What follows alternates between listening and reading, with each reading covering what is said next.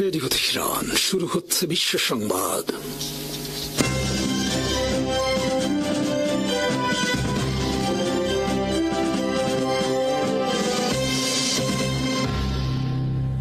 শুরুতেই সংবাদ শিরোনাম। গোপন শক্তির জোট, যেভাবে চীন ও রাশিয়া নীরবে ইরানকে শক্তিশালী করছে। মধ্যপ্রাচ্যের আকাশে এখন শুধু ক্ষেপণাস্ত্রের শব্দ নেই, নীরব এক প্রযুক্তির যুদ্ধও চলছে। এই যুদ্ধের ময়দানে ট্যাঙ্ক বা সৈন্যের চেয়ে বেশি গুরুত্বপূর্ণ হয়ে উঠেছে স্যাটেলাইট, রাডার এবং গোপন গোয়েন্দা তথ্য। আর এই অদৃশ্য যুদ্ধে ইরানের পাশে দাঁড়িয়েছে দুই শক্তিশালী দেশ, রাশিয়া এবং চীন। মার্কিন কর্মকর্তারা সম্প্রতি জানিয়েছে রাশিয়া নাকি ইরানকে সংবেদনশীল গোয়েন্দা তথ্য দিচ্ছে। এতে বোঝা যাচ্ছে মধ্যপ্রাচ্যের সংঘাত এখন আর শুধু ইরান এবং যুক্তরাষ্ট্রের লড়াই নয়, এটি ধীরে ধীরে বড় শক্তিগুলোর এক জটিল প্রতিযোগিতায় পরিণত হচ্ছে। রুশ প্রেসিডেন্ট পুতিন অবশ্য মার্কিন প্রেসিডেন্ট ট্রাম্প এর সঙ্গে ফোনালাপে এই অভিযোগ অস্বীকার করেছেন। কিন্তু বাস্তবতা হলো আজকের যুদ্ধে গোয়েন্দা তথ্য এক ধরনের শক্তিশালী অস্ত্র। যে শত্রুর অবস্থান আগে জানতে পারে তার আঘাত হয় বেশি নিখুঁত। বিশেষজ্ঞদের মতে আধুনিক যুদ্ধে অনেক সময় একটি সঠিক স্থানাঙ্ক হাজার গুলির চেয়েও বেশি মূল্যবান। ইরান এখন সেই সুবিধাটাই পাচ্ছে, কারণ তাদের নিজস্ব সামরিক স্যাটেলাইট খুব বেশি নেই, কিন্তু রাশিয়ার রয়েছে শক্তিশালী নজরদারি স্যাটেলাইট নেটওয়ার্ক। এর মধ্যে একটি গুরুত্বপূর্ণ স্যাটেলাইট হলো কানোপাস-ভি, যা ইরানে ব্যবহারের সময় খাইয়াম নামে পরিচিত। এই স্যাটেলাইট দিন রাত যে কোনো সময় পৃথিবীর ছবি তুলতে পারে, ফলে সমুদ্রে থাকা যুদ্ধ জাহাজ বা ঘাঁটির অবস্থান সহজেই শনাক্ত করা যায়। অনেক বিশ্লেষক মনে করেন এই প্রযুক্তি ইরানের ক্ষেপণাস্ত্র ও ড্রোন হামলাকে আরও নিখুঁত করেছে। সম্প্রতি কুয়েতে একটি মার্কিন সামরিক স্থাপনায় ড্রোন হামলায় কয়েকজন মার্কিন সেনা নিহত হওয়ার ঘটনায়ও এমন প্রযুক্তিগত সহায়তার সন্দেহ দেখা দিয়েছে, কারণ ওই ঘাঁটির সঠিক অবস্থান সাধারণ মানচিত্রে পাওয়া যায় না। অন্যদিকে ইরানের প্রযুক্তিগত শক্তি বাড়াতে বড় ভূমিকা রাখছে চীন। গত কয়েক বছরে ইরানের ইলেকট্রনিক যুদ্ধ সক্ষমতায় বড় পরিবর্তন এনেছে। তারা উন্নত রাডার ব্যবস্থা দিয়েছে এবং ইরানের সামরিক নেভিগেশনকে যুক্তরাষ্ট্রের জিপিএস থেকে সরিয়ে চীনের বেইডো স্যাটেলাইট সিস্টেমে যুক্ত করেছে। এই ব্যবস্থা খুবই নিরাপদ ও এনক্রিপ্ট করা, ফলে যুদ্ধের সময় সংকেত জ্যাম করা বা বিভ্রান্ত করা অনেক কঠিন হয়ে যায়। চীন আরও একটি শক্তিশালী প্রযুক্তি দিয়েছে, অ্যান্টি স্টেলথ রাডার। এই রাডার কম ফ্রিকোয়েন্সির তরঙ্গ ব্যবহার করে, যা আধুনিক স্টেলথ বিমান শনাক্ত করতে পারে। যুক্তরাষ্ট্রের উন্নত যুদ্ধ বিমান যেমন F-35 লাইটনিং বা B-21 রেইডার সাধারণত রাডারের চোখে প্রায় অদৃশ্য থাকে, কিন্তু নতুন ধরনের রাডারের সামনে তাদের গোপন ক্ষমতা অনেকটাই কমে যায়। এছাড়া খবর এসেছে ইরান চীনের কাছ থেকে প্রায় 50টি সুপারসনিক অ্যান্টিশিপ ক্ষেপণাস্ত্র কেনার কাছাকাছি পৌঁছেছে। এই ক্ষেপণাস্ত্র শব্দের গতির 3 গুণ বেগে উড়ে এবং সমুদ্রপৃষ্ঠের খুব কাছে দিয়ে এগোয়, ফলে কোনো যুদ্ধ জাহাজের প্রতিক্রিয়ার সময় মাত্র কয়েক সেকেন্ডে নেমে আসে। সামরিক বিশেষজ্ঞদের মতে এমন অস্ত্র যুক্তরাষ্ট্রের বিমানবাহী রণতরীর জন্য বড় হুমকি। বর্তমানে মধ্যপ্রাচ্যের পানিতে থাকা ইউএসএস আব্রাহাম লিঙ্কন এবং ইউএসএস জেরাল্ড আর ফোর্ড এই ধরনের ক্ষেপণাস্ত্রের পাল্লার মধ্যেই রয়েছে। তবে যুক্তরাষ্ট্র ও ইসরায়েলও বসে নেই, তারা পাল্টা অভিযান চালাচ্ছে। মার্কিন ও ইসরায়েলি গোয়েন্দা দল ইরানের সামরিক ঘাঁটি ও কমান্ড সেন্টার চিহ্নিত করে হামলা চালাচ্ছে। অনেক রাডার অবকাঠামো ধ্বংস করা হয়েছে। তবুও বাস্তবতা হলো মধ্যপ্রাচ্যের যুদ্ধ এখন বদলে গেছে। আগে যেখানে শক্তির মাপকাঠি ছিল ট্যাঙ্ক, জাহাজ বা বিমান, এখন সেখানে সবচেয়ে বড় শক্তি হয়ে উঠেছে প্রযুক্তি ও তথ্য। আজকের যুদ্ধক্ষেত্রে গুলির চেয়েও বেশি মূল্যবান হয়ে উঠেছে একটি সঠিক সংকেত। রাডারের তরঙ্গ, স্যাটেলাইটের ছবি এবং এনক্রিপ্ট করা তথ্যই নির্ধারণ করছে আঘাত কতটা নিখুঁত হবে। এ কারণেই রাশিয়া ও চীন ইরানের পাশে সরাসরি সেনা পাঠাচ্ছে না, তারা আরও গভীর একটি কাজ করছে, ইরানকে দেখার ক্ষমতা দিচ্ছে। আর এই নতুন বাস্তবতায় একটি প্রশ্নই এখন সবচেয়ে গুরুত্বপূর্ণ: ধোঁয়া সরার পর কে স্পষ্টভাবে দেখতে পারবে? ইরানের সবচেয়ে ভয়ঙ্কর ও শক্তিশালী সামরিক শাখা রিভলিউশনারি গার্ডসের কুদস ফোর্স যুক্তরাষ্ট্র ও ইসরায়েলের বিরুদ্ধে জারি করেছে কঠোর সতর্কবার্তা। কুদস ফোর্স মূলত ইরানের বিদেশি সামরিক অভিযান পরিচালনা করে এবং মধ্যপ্রাচ্য জুড়ে বিভিন্ন মিত্র গোষ্ঠীর সঙ্গে সমন্বয় করে। তাই এই বাহিনীর হুঁশিয়ারি যুদ্ধের নতুন অধ্যায়ের ইঙ্গিত হিসেবে দেখছেন বিশ্লেষকরা। এক তীব্র বার্তায় কুদস ফোর্স জানায়, ইরানের বিরুদ্ধে যুক্তরাষ্ট্র ও ইসরায়েলের পদক্ষেপ ছিল উস্কানিমূলক আগ্রাসন। তাদের দাবি, এই হামলা আন্তর্জাতিক আইন ও মানবিক মূল্যবোধের স্পষ্ট লঙ্ঘন। বার্তায় কুদস ফোর্স আরও ঘোষণা করে, ইরান চুপ করে থাকবে না। যারা হামলা চালিয়েছে তাদের বিরুদ্ধে প্রতিশোধ হবে নিরলস এবং নির্দয়। এই বিবৃতিতে নিহত সর্বোচ্চ নেতা আয়াতুল্লাহ আলী খামেনিকে একজন বীর যোদ্ধা এবং মুসলিম বিশ্বের রক্ষক হিসেবে উল্লেখ করা হয়েছে। একই সঙ্গে বলা হয়েছে, যুক্তরাষ্ট্র এবং ইসরায়েলের হামলা ইরান বা তার মিত্রদের মনোবল ভাঙতে পারেনি, বরং এই আঘাত তাদের আরো শক্তিশালী করেছে। কুদস ফোর্সের ভাষায়, আমরা সব লাল রেখা অতিক্রম করার জবাব দেব, প্রতিশোধ চলতেই থাকবে। ইরানের এই এলিট বাহিনী আরো জানায়, শত্রুদের বিরুদ্ধে আগুনের দরজা খুলে দেওয়া হবে এবং যুদ্ধ থামবে না যতক্ষণ না তারা পরাজিত হয়। সবচেয়ে ভয়াবহ সতর্কবার্তা ছিল, এটি যুক্তরাষ্ট্র ও ইসরায়েলের জন্য পৃথিবীর কোথাও আর নিরাপদ জায়গা থাকবে না, এমনকি নিজেদের ঘরেও নয়। শুধু কুদস ফোর্সই নয়, ইরানের পক্ষে লড়বে আরো দুই দেশের বাহিনী। ইঙ্গিত দিয়েছেন ইরানের সর্বোচ্চ নেতা মুস্তফা খামেনি। নতুন খামেনি ইসরায়েল ও যুক্তরাষ্ট্রকে কঠোর হুঁশিয়ারি দিয়ে বলেছেন, ইরান তাদের বিরুদ্ধে লড়াই চালিয়ে যাবে এবং প্রতিশোধ নেওয়া হবে। ইরান একা নয়, মধ্যপ্রাচ্যের বিভিন্ন প্রতিরোধ গোষ্ঠী ইরানের ইসলামী বিপ্লবকে সমর্থন করে। বিশেষ করে ইয়েমেন ও ইরাকের সশস্ত্র গোষ্ঠীগুলোর কথা উল্লেখ করে তিনি বলেন, প্রয়োজন হলে তারা দ্রুত মাঠে নামবে। তিনি জানান, নির্দেশনা পেলেই এসব গোষ্ঠী তাদের সামরিক অভিযান শুরু করবে। খামেনি আরো বলেন, ইয়েমেনের প্রতিরোধ যোদ্ধারাও তাদের দায়িত্ব পালন করবে। একইভাবে ইরাকের সশস্ত্র গোষ্ঠীগুলো ইসলামী বিপ্লবকে সহায়তা করতে প্রস্তুত। তার মতে, এই শক্তিগুলো শুধু আঞ্চলিক রাজনীতির অংশ নয়, বরং একটি বড় প্রতিরোধ জোটের অংশ, যারা পশ্চিমা শক্তির বিরুদ্ধে অবস্থান নিয়েছে। ভাষণে তিনি ইরানের সামরিক বাহিনীর প্রশংসাও করেন। তিনি বলেন, দেশ যখন আক্রমণের শিকার হয়েছিল, তখন ইরানের সেনাবাহিনী ও নিরাপত্তা বাহিনী দেশকে রক্ষা করেছে। তার ভাষায়, ইরানকে পরাধীন হওয়া বা ভেঙে যাওয়ার হাত থেকে বাঁচিয়েছে এই বাহিনী। তিনি বলেন, আমি সেই সাহসী যোদ্ধাদের ধন্যবাদ জানাতে চাই, যারা আমাদের দেশ কঠিন সময়ের মধ্য দিয়ে যাওয়ার সময় অসাধারণ সাহস দেখাচ্ছেন। মুস্তফা খামেনি আরো বলেন, ইরান তার প্রতিবেশী দেশগুলোর সঙ্গে বন্ধুত্বপূর্ণ সম্পর্ক বজায় রাখতে চায়, কিন্তু যুক্তরাষ্ট্রের সামরিক উপস্থিতিকে তিনি এই অঞ্চলের জন্য বড় হুমকি বলে উল্লেখ করেন। এই কারণে তিনি স্পষ্ট করে বলেন, মধ্যপ্রাচ্যে থাকা মার্কিন সামরিক ঘাঁটিগুলোই এখন ইরানি বাহিনীর প্রধান লক্ষ্য। তার বক্তব্য অনুযায়ী, ইরানি বাহিনী ইতিমধ্যেই বিভিন্ন মার্কিন ঘাঁটিকে লক্ষ্য করে হামলা চালাচ্ছে এবং এই অভিযান ভবিষ্যতেও চলবে। খামেনি সতর্ক করে বলেন, এই অঞ্চলের সব মার্কিন ঘাঁটি অবিলম্বে বন্ধ করে দেওয়া উচিত, অন্যথায় সেগুলো হামলার লক্ষ্যবস্তু হবে। যুক্তরাষ্ট্র ও ইসরায়েলের হামলার জবাবে এবার আরো ভয়ঙ্কর পাল্টে আঘাতের ঘোষণা দিয়েছে ইরান। গত কয়েকদিন ধরে মার্কিন বোমারু বিমান এবং ইসরায়েলি যুদ্ধ বিমান ইরানের ওপর একের পর এক হামলা চালিয়ে যাচ্ছে। সামরিক ঘাঁটি, কমান্ড সেন্টার এবং ক্ষেপণাস্ত্র স্থাপনাগুলোকে লক্ষ্য করে চলছে অবিরাম বোমা বর্ষণ। একের পর এক বিস্ফোরণে কেঁপে উঠছে ইরানের বিভিন্ন শহর। কিন্তু আকাশে বোমার গর্জনের আড়ালে চুপচাপ নিজেদের পাল্টা আঘাতের প্রস্তুতি নিচ্ছিল ইরান। হঠাৎ করেই ইসরায়েলের বিভিন্ন শহরে বেজে ওঠে সাইরেন। আকাশে ছুটে আসে নতুন এক দফা ইরানি ব্যালিস্টিক ক্ষেপণাস্ত্র। মুহূর্তের মধ্যে সক্রিয় হয়ে ওঠে ইসরায়েলের শক্তিশালী বিমান প্রতিরক্ষা ব্যবস্থা। ইরানের ইসলামিক রিভলিউশনারি গার্ড কর্পস জানিয়েছে, তারা এবার তাদের সবচেয়ে উন্নত ক্ষেপণাস্ত্রগুলোর কিছু ব্যবহার করেছে। এর মধ্যে রয়েছে খাইবার শেকান এবং কাদের ক্ষেপণাস্ত্র। ইরান বলছে, বড় পরিসরের দীর্ঘস্থায়ী যুদ্ধের জন্য তারা ইতোমধ্যেই তাদের অস্ত্র ভান্ডার প্রস্তুত করেছে। ভারী ব্যালিস্টিক ও ক্রুজ ক্ষেপণাস্ত্র, ড্রোন এবং আক্রমণকারী নৌযান সবই প্রস্তুত রয়েছে। বিশ্লেষকদের মতে, ইরানের সাম্প্রতিক হামলা অত্যন্ত পরিকল্পিত। কিছু ক্ষেপণাস্ত্র আকাশে অত্যন্ত দ্রুত গতিতে উড়ে যায়, আবার কিছু মাঝপথে দিক পরিবর্তন করতে পারে। এই কৌশলের লক্ষ্য একটাই, ইসরায়েলের বহুস্তর প্রতিরক্ষা ব্যবস্থা ভেঙে ফেলা। আর কিছু ক্ষেত্রে সেই পরিকল্পনা সফল হচ্ছে। কিছু ক্ষেপণাস্ত্র প্রতিরক্ষা ব্যবস্থা ভেদ করে লক্ষ্যবস্তুতে আঘাত হানছে। ইরানের বক্তব্য অনুযায়ী, তাদের কিছু ক্ষেপণাস্ত্রে ক্লাস্টার বা গুচ্ছ ওয়ারহেড ব্যবহার করা হয়েছে। এসব ওয়ারহেড লক্ষ্যবস্তুতে পৌঁছানোর পর খুলে গিয়ে বড় এলাকায় ছোট ছোট বিস্ফোরক ছড়িয়ে দেয়। ফলে একই সঙ্গে বহুস্থানে বিস্ফোরণ ঘটে।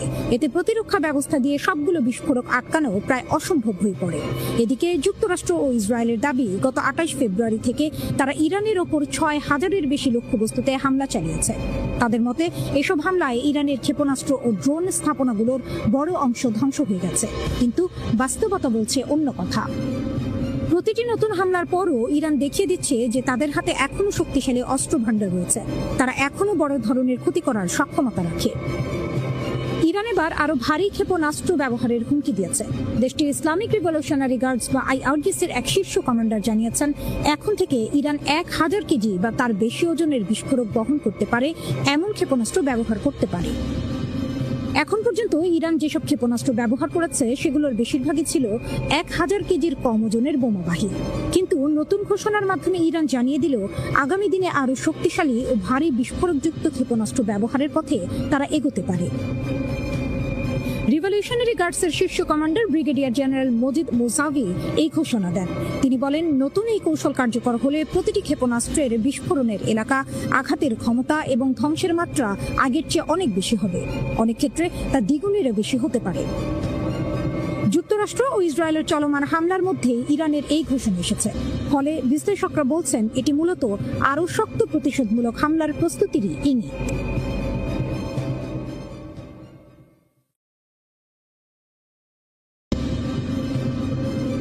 চীনের চালে চাপে পড়ে যাচ্ছে যুক্তরাষ্ট্র। মধ্যপ্রাচ্যে ভূ রাজনৈতিক উত্তেজনা প্রতিনিয়ত তীব্র হচ্ছে, কিন্তু এবার পরিস্থিতি বদলে দিয়েছে চীনের একটি বিশাল ভাসমান জাহাজ লিয়া ওয়াং-ওয়ান। ওমান সাগরে অবস্থান করা এই জাহাজের ভেতরে রয়েছে একাধিক নজরদারি এবং গোয়েন্দা প্রযুক্তি, যা মার্কিন যুক্তরাষ্ট্র, ইসরায়েল এবং উপসাগরীয় দেশগুলোর সামরিক কর্মকাণ্ড নজরদারি করতে সক্ষম। চীনের প্রেসিডেন্ট শি জিনপিং নিজের প্রশাসনের মাধ্যমে এই 30,000 টন ওজনের জাহাজকে একটি ভাসমান সুপার কম্পিউটার হিসেবে মোতায়েন করেছেন। লিয়া ওয়াং-ওয়ান এর সেন্সর বাবল প্রায় 6,000 কিলোমিটার বিস্তৃত, যার মাধ্যমে এটি পুরো মধ্যপ্রাচ্যকে চোখের মতো নজর রাখতে পারে। এক নজরে জানানো যায়, এটি একসাথে 1200টি মিসাইল এবং বিমান লক্ষ্যবস্তু ট্র্যাক করতে সক্ষম। এই জাহাজটি চীনের পরবর্তী প্রজন্মের গোয়েন্দা এবং মহাকাশ ট্র্যাকিং প্রযুক্তি সম্বলিত। 2025 সালে কমিশন করা হয় এটি। তবে এটি কোনো সাধারণ জাহাজ নয়। একজন আমেরিকান থিঙ্ক ট্যাঙ্কের বিশ্লেষক জানিয়েছেন, লিয়া ওয়াং কেবল জাহাজ নয়, এটি ভাসমান সুপার কম্পিউটার, যা অদৃশ্য যুদ্ধক্ষেত্রের মানচিত্র তৈরি করতে পেটাবাইট ডেটা প্রক্রিয়াকরণ করে। এর রাডার এবং সেন্সরগুলো এতই উন্নত যে এটি মিসাইলের ধরন, আকাশী বিমান উড্ডয়ন এবং সম্ভাব্য আক্রমণ শনাক্ত করতে পারে। এখন ইরান সহজেই শত্রু দেশগুলোর কার্যক্রম এবং হামলার পরিকল্পনা পর্যবেক্ষণ করতে পারছে। এটি একটি অত্যন্ত শক্তিশালী সমরাষ্ট্র নজরদারি। হরমুজ প্রণালীর 6,000 কিলোমিটার জুড়ে মোতায়েন এই জাহাজটি শুধু নজর রাখছে না, যুদ্ধের সময় ইরানের কৌশলও বদলে দিতে পারে। লিয়া ওয়াং-ওয়ান এর নিরাপত্তা নিশ্চিত করছে চীনের প্ল্যান 055 এবং টাইপ 052D ডেস্ট্রয়ার, যা এই ভাসমান কম্পিউটারকে আক্রমণ থেকে রক্ষা করছে। অর্থাৎ চীনের প্রশাসন সরাসরি ইরানের পাশে অবস্থান নিয়ে তার শক্তিশালী সমর্থন প্রদর্শন করছে। এটি শুধু একটি গোয়েন্দা জাহাজ নয়, মধ্যপ্রাচ্যের জন্য চীনের শক্তির এক সরাসরি বার্তা। বর্তমানে পারস্য উপসাগরীয় দেশ ইরান প্রতিনিয়ত মিসাইল এবং ড্রোন হামলা চালাচ্ছে। লিয়া ওয়াং-ওয়ান এর মাধ্যমে চীন পরোক্ষভাবে ইরানের পাশে দাঁড়াচ্ছে। এটি এমন এক দৃষ্টান্ত স্থাপন করছে যেখানে শুধুমাত্র নজরদারি এবং তথ্য সংগ্রহের মাধ্যমে যুদ্ধের পরিস্থিতি একদম পাল্টে ফেলা সম্ভব। একদিকে মার্কিন যুক্তরাষ্ট্র এবং ইসরায়েল এখনো বাস্তব সময়ে ইরানের হামলার পরিকল্পনা বুঝতে চেষ্টা করছে। অন্যদিকে চীনের এই ভাসমান সুপার কম্পিউটার ইরানকে দিয়েছে নতুন ধরনের সমরাষ্ট্র চোখ, যা মুহূর্তেই শত্রুর পরিকল্পনা ভেদ করতে সক্ষম। যুদ্ধক্ষেত্রে নতুন এই প্রযুক্তি শুধু সামরিক সমীকরণে বদলাচ্ছে না, এটি পুরো ভূ রাজনৈতিক স্থিতি ও মধ্যপ্রাচ্যের ভারসাম্যকেও পাল্টে দিচ্ছে। ইরান শুরু থেকেই চীনের সাহায্যে তার সমরাষ্ট্র ভান্ডারকে শক্তিশালী করেছে, আর এখন লিয়া ওয়াং-ওয়ান এর মাধ্যমে সে পেয়েছে গোয়েন্দা নজরদারিতে অপ্রতিরোধ্য শক্তি। মধ্যপ্রাচ্যের আকাশে, সমুদ্রে এবং দূরদর্শী নজরে চীনের ভাসমান সুপার কম্পিউটার একটি নতুন যুগের শুরুর নিদর্শন। একে শুধু একটি জাহাজ হিসেবে দেখলে হবে না, এটি যুদ্ধক্ষেত্রে ইরানের কৌশলগত শক্তিকে কয়েক গুণ বাড়াচ্ছে। যুদ্ধ এখন শুধু মিসাইল এবং বিমান হামলা নয়, এটি তথ্য এবং নজরদারির যুদ্ধও বটে। লিয়া ওয়াং-ওয়ান সেই দিকেই ইরানকে দিয়েছে অদম্য শক্তি, যা শত্রুদের চোখের সামনে এক নতুন বাস্তবতা গড়ে দিচ্ছে। মধ্যপ্রাচ্যের চলমান সংঘাত নিয়ে অনেকের মনে একটি প্রশ্ন ঘুরছে, ইরান কি সত্যিই একা যুদ্ধ করছে? অনেকেই মনে করেন এই যুদ্ধের সমীকরণ খুবই সহজ। একদিকে যুক্তরাষ্ট্র ও ইসরায়েল, আর অন্যদিকে শুধু ইরান। খবরের শিরোনামেও আমরা সাধারণত দেখি মিসাইল হামলা, ড্রোন আক্রমণ বা বিমান হামলার খবর। বিশ্লেষকের মতে ইরান পুরোপুরি একা নয়, এর পেছনে বিশ্বের দুই বড় শক্তি রাশিয়া ও চীন পরোক্ষভাবে ভূমিকা রাখছে, আর এখানেই যুদ্ধের কৌশলগত হিসাব অনেকটাই বদলে যায়। সাম্প্রতিক সময় দেখা যাচ্ছে ইরান খুব নির্ভুলভাবে বিভিন্ন জায়গায় মিসাইল হামলা চালাচ্ছে। তারা মূলত সামরিক ঘাঁটি, গোয়েন্দা স্থাপনা এবং গুরুত্বপূর্ণ অবকাঠামোকে লক্ষ্য করে আঘাত করছে। কিন্তু এমন নির্ভুল হামলা চালানোর জন্য শুধু মিসাইল থাকলেই হয় না, দরকার হয় রিয়েল টাইম গোয়েন্দা তথ্যের। উদাহরণ হিসেবে বলা যায় স্যাটেলাইট থেকে লক্ষ্যবস্তু শনাক্ত করা, সমুদ্রে থাকা যুদ্ধ জাহাজ বা অন্যান্য জাহাজের অবস্থান জানা, কিংবা শত্রুপক্ষের রাডারের অবস্থান সম্পর্কে তথ্য পাওয়া। প্রশ্ন হলো, ইরানের কি এত বড় স্যাটেলাইট নেটওয়ার্ক আছে? সাধারণভাবে বলা হয় ইরানের নিজস্ব স্যাটেলাইট ব্যবস্থা সীমিত। তাই অনেক বিশ্লেষকের ধারণা এই ধরনের তথ্যের একটি বড় উৎস হতে পারে রাশিয়া। রাশিয়ার কাছে উন্নত সামরিক গোয়েন্দা প্রযুক্তি ও স্যাটেলাইট ব্যবস্থা রয়েছে। রাশিয়া ইউক্রেন যুদ্ধের সময় ইরান রাশিয়াকে বিপুল সংখ্যক ড্রোন সরবরাহ করেছিল। এখন ধারণা করা হচ্ছে সেই সম্পর্কের প্রতিদান হিসেবে রাশিয়া ইরানকে গোয়েন্দা তথ্য দিয়ে সহায়তা করতে পারে। সহজভাবে বললে, ইরান যুদ্ধক্ষেত্রে চাপ সৃষ্টি করছে আর রাশিয়া তথ্যগত সহায়তা দিচ্ছে, এমন ধারণা অনেক বিশ্লেষকের। চীনের ভূমিকা আবার একটু ভিন্ন ধরনের। চীন সাধারণত সরাসরি যুদ্ধ অংশ নেয় না। তাদের কৌশল হলো নীরবে প্রভাব বাড়ানো। তারা প্রায়ই অর্থনৈতিক সহায়তা, কূটনৈতিক সমর্থন, প্রযুক্তি সহযোগিতা বা সামরিক সরঞ্জাম দিয়ে অংশীদার দেশগুলোকে শক্তিশালী করে। কিছু প্রতিবেদনে বলা হয়েছে ইরান উন্নত অ্যান্টিশিপ মিসাইল এবং সংখ্যাগত হাইপারসনিক প্রযুক্তির ক্ষেত্রেও অগ্রগতি অর্জন করেছে। এসব অস্ত্র বিশেষভাবে নৌবাহিনীর বিরুদ্ধে ব্যবহার করার জন্য তৈরি করা হয়। চীন সরাসরি যুক্তরাষ্ট্রের সঙ্গে সংঘাতে জড়াতে চায় না, কিন্তু মধ্যপ্রাচ্যে পশ্চিমা প্রভাব কমে গেলে চীনের কৌশলগত সুবিধা বাড়তে পারে। অনেক বিশ্লেষক এই সংঘাতকে একটি স্তর ভিত্তিক শক্তির কাঠামো হিসেবেও ব্যাখ্যা করেন। নিচের স্তরে রয়েছে বিভিন্ন আঞ্চলিক সশস্ত্র গোষ্ঠী ও মিলিশিয়া, তার উপরে রয়েছে ইরান, আর এর উপরে বড় শক্তি হিসেবে রয়েছে রাশিয়া ও চীন। অর্থাৎ এই যুদ্ধ শুধু একটি দেশের লড়াই নয়, বরং বড় শক্তিগুলোর পরোক্ষ প্রতিযোগিতার অংশ। এই সংঘাতের প্রভাব শুধু যুদ্ধক্ষেত্রে সীমাবদ্ধ নেই, অর্থনীতি ও ভূ রাজনীতিতেও এর প্রভাব পড়ছে। জ্বালানি বাজারেও বড় পরিবর্তনের ইঙ্গিত দেখা যাচ্ছে। একসময় অনেক দেশকে রাশিয়ার তেল না কিনতে বলা হয়েছিল, কিন্তু এখন দেখা যাচ্ছে অনেক দেশ আবার সেই তেল কিনতে আগ্রহ দেখাচ্ছে। সব মিলিয়ে অনেক বিশ্লেষকের ধারণা, এই যুদ্ধ শেষ হলেও বিশ্ব রাজনীতি আগের মতো থাকবে না। নতুন একটি ভূ রাজনৈতিক বাস্তবতা তৈরি হচ্ছে, আর সেই নতুন বাস্তবতার গল্প শুধু ওয়াশিংটন বা তেল আবিব নয়, তেহরান, বেইজিং এবং মস্কো লিখছে। প্রতিশোধের অভিযানে মার্কিন বাহিনীর বড় ক্ষতির দাবি ইরানের খাতাম আল আনবিয়া সেন্ট্রাল হেডকোয়ার্টার্সের মুখপাত্র জানিয়েছেন, প্রতিশোধমূলক সামরিক অভিযানে মার্কিন বাহিনীর বড় ধরনের ক্ষয়ক্ষতি হয়েছে। তার মতে, ইরানের সশস্ত্র বাহিনীর এই অভিযানে যুক্তরাষ্ট্রের সামরিক স্থাপনা ও সৈন্যরা ব্যাপকভাবে ক্ষতিগ্রস্ত হয়েছে। মুখপাত্র জানান, 24 ঘন্টায় মধ্যপ্রাচ্যের বিভিন্ন স্থানে থাকা মার্কিন সামরিক ঘাঁটিতে শক্তিশালী হামলা চালানো হয়েছে। তেহরানের দাবি, এসব হামলায় 2 শতাধিক মার্কিন সেনা নিহত অথবা আহত হয়েছে। এই হামলাগুলো অপারেশন ট্রু প্রমিস 4 এর অংশ হিসেবে চালানো হয়েছে। এতে যুক্তরাষ্ট্রের সামরিক অবকাঠামো ও গুরুত্বপূর্ণ সরঞ্জামের অপূরণীয় ক্ষতি হয়েছে বলেও তিনি উল্লেখ করেন। ইরানের দেয়া তথ্য অনুযায়ী পারস্য উপসাগরীয় অঞ্চলে থাকা যুক্তরাষ্ট্রের ইউনাইটেড স্টেটস 5th ফ্লিট এ হামলায় অন্তত 21 জন মার্কিন সেনা নিহত হয়েছে। এছাড়া আরো অনেক সেনা গুরুতর আহত হয়ে চিকিৎসাধীন রয়েছে। এছাড়াও সংযুক্ত আরব আমিরাতে অবস্থিত আল ধাফরা এয়ার বেস বিমান ঘাঁটিতে চালানো হামলায় প্রায় 200 জন মার্কিন সেনা হতাহত হয়েছে বলে দাবি করেছে ইরান। শুধু সামরিক ঘাঁটি নয়, পারস্য উপসাগরের উত্তর অংশে যুক্তরাষ্ট্রের মালিকানাধীন একটি তেলবাহী ট্যাঙ্কারেও হামলা চালিয়েছে ইরানি বাহিনী। তাদের দাবি, এই হামলাটিও সফলভাবে সম্পন্ন হয়েছে। এর আগে গত 28 ফেব্রুয়ারি ইরানের সর্বোচ্চ নেতা আলী খামেনি এবং কয়েকজন জ্যেষ্ঠ সামরিক কমান্ডারকে হত্যার পর যুক্তরাষ্ট্র ও ইসরায়েল ইরানের বিরুদ্ধে সামরিক অভিযান শুরু করে। ইরান বলছে, সাম্প্রতিক হামলাগুলো সেই অভিযানের সরাসরি পাল্টা জবাব।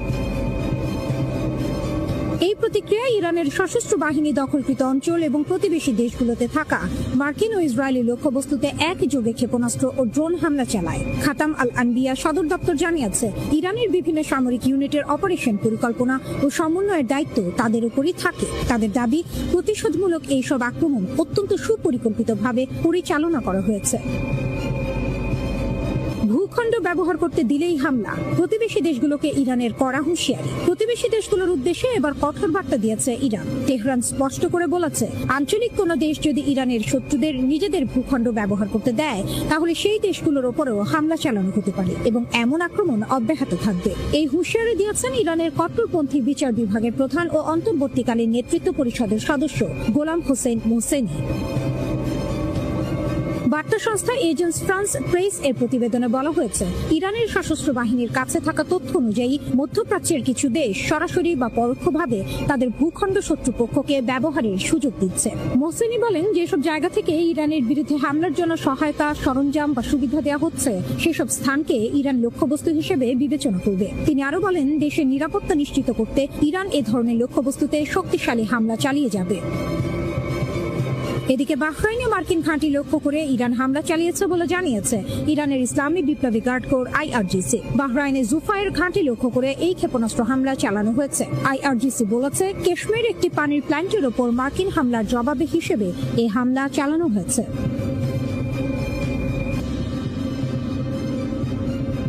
মার্কিন ঘাঁটিতে হামলায় ইরানকে কি তবে গোয়েন্দা তথ্য দিচ্ছে রাশিয়া? মধ্যপ্রাচ্যে থাকা মার্কিন সামরিক স্থাপনাগুলোর অবস্থান সম্পর্কে গুরুত্বপূর্ণ গোয়েন্দা তথ্য ইরানকে দিচ্ছে রাশিয়া। এর ফলে উপসাগরীয় অঞ্চলে মার্কিন বাহিনীর ওপর হামলার পরিকল্পনা করতে তেহরানের জন্য অনেক সুবিধা হচ্ছে। বিষয়টি সম্পর্কে অবগত মার্কিন কর্মকর্তাদের বরাতে এমন তথ্য প্রকাশ করেছে দ্য ওয়াশিংটন পোস্ট। প্রতিবেদন অনুযায়ী সংঘাত শুরু হওয়ার পর থেকেই রাশিয়া ইরানকে মধ্যপ্রাচ্যে থাকা মার্কিন সামরিক সম্পদের অবস্থান সম্পর্কে তথ্য দিয়ে আসছে। এসব তথ্যের মধ্যে মার্কিন যুদ্ধজাহাজ, সামরিক বিমান এবং বিভিন্ন সামরিক ঘাঁটির অবস্থান। একজন মার্কিন কর্মকর্তা বলেন, এই সহায়তাকে বেশ বিস্তৃত একটি প্রচেষ্টা বলেই মনে হচ্ছে।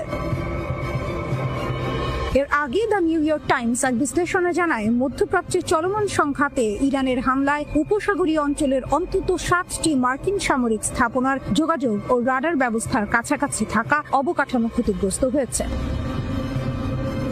ইরানের এসব হামলার লক্ষ্য ছিল বাহরাইন, কাতার, কুয়েত, সৌদি আরব এবং আরব আমিরাতে থাকা মার্কিন ঘাঁটিগুলো। এসব হামলায় স্যাটেলাইট যোগাযোগ টার্মিনাল, রাডার ডোম সহ এমন কিছু গুরুত্বপূর্ণ যন্ত্রপাতি ক্ষতিগ্রস্ত হয়েছে, যেগুলো উপসাগরীয় অঞ্চলে মার্কিন বাহিনীর কমান্ড অ্যান্ড কন্ট্রোল নেটওয়ার্কের গুরুত্বপূর্ণ অংশ। এই বিশ্লেষণে একটি বড় প্রশ্ন উঠেছে, কিভাবে ইরান এত নিখুঁতভাবে বিভিন্ন দেশে থাকা সংবেদনশীল মার্কিন স্থাপনাগুলোকে লক্ষ্যবস্তু করতে পারছে। ওয়াশিংটন পোস্টের প্রতিবেদনে বলা হয়েছে, রাশিয়ার দেয়া গোয়েন্দা তথ্য ইরানকে এসব হামলার পরিকল্পনা করতে সাহায্য করছে। কর্মকর্তাদের মতে, যুদ্ধ শুরু হওয়ার এক সপ্তাহেরও কম সময়ের মধ্যে মার্কিন বাহিনীর অবস্থান শক্ত করার ক্ষেত্রে ইরানের নিজস্ব সক্ষমতা কিছুটা ক্ষতিগ্রস্ত হয়েছে। তাই বাইরের গোয়েন্দা তথ্য তেহরানের জন্য আরো বেশি গুরুত্বপূর্ণ হয়ে উঠেছে। তবে ইরানের সঙ্গে ঘনিষ্ঠ সম্পর্ক থাকা সত্ত্বেও চীন এই সংঘাতে তেহরানকে কোনো সামরিক সহায়তা দিচ্ছে বলে এখনো কোনো ইঙ্গিত পাওয়া যায়নি। বিশ্লেষকদের মতে, প্রতিরক্ষা সহযোগিতার ক্ষেত্রে রাশিয়ার সঙ্গে ইরানের সম্পর্ক চীনের তুলনায় অনেক বেশি গভীর। 2022 সালে ভ্লাদিমির পুতিন ইউক্রেনে পূর্ণমাত্রার সামরিক অভিযান শুরু করার পর থেকে তেহরান মস্কোর অন্যতম গুরুত্বপূর্ণ অংশীদার হয়ে ওঠে। ইরান রাশিয়াকে এমন প্রযুক্তি দিয়েছে যার মাধ্যমে কম খরচে আক্রমণাত্মক ড্রোন তৈরি করা সম্ভব হয়েছে। এই ড্রোনগুলো ইউক্রেনের বিভিন্ন শহরে হামলায় ব্যবহার করা হয়েছে এবং কিয়েভ এর আকাশ প্রতিরক্ষা ব্যবস্থার উপর বড় ধরনের চাপ তৈরি করেছে। এ বিষয়ে অবগত এক মার্কিন কর্মকর্তা বলেন, রাশিয়ানরা খুব ভালোভাবেই জানে যুক্তরাষ্ট্র ইউক্রেনকে কি ধরনের সহায়তা দিচ্ছিল, তাই কিছুটা প্রতিশোধ নেওয়ার সুযোগ তারা পেয়ে খুশি হয়েছে। অন্যদিকে যুক্তরাষ্ট্র ও ইসরায়েলের সমন্বিত হামলার পরও ইরান পিছু হটার কোনো লক্ষণ দেখাচ্ছে না। তেহরান সামরিক স্থাপনা, কূটনৈতিক মিশন এবং জ্বালানি অবকাঠামোতে হামলা চালিয়ে ওয়াশিংটন ও তার আঞ্চলিক মিত্রদের উপর চাপ বাড়ানোর চেষ্টা করেছে। সবচেয়ে আলোচিত হামলাগুলোর একটি ছিল কাতারের আল উদেইদ এয়ারবেস, যা মধ্যপ্রাচ্যে যুক্তরাষ্ট্রের সবচেয়ে বড় সামরিক ঘাঁটি। এছাড়া রিয়াদ ও কুয়েতে অবস্থিত মার্কিন দূতাবাসেও ইরানি ড্রোন আঘাত হেনেছে। পাশাপাশি সৌদি আরব ও কাতারের তেল ও গ্যাস অবকাঠামোতেও একাধিক হামলা চালানো হয়েছে।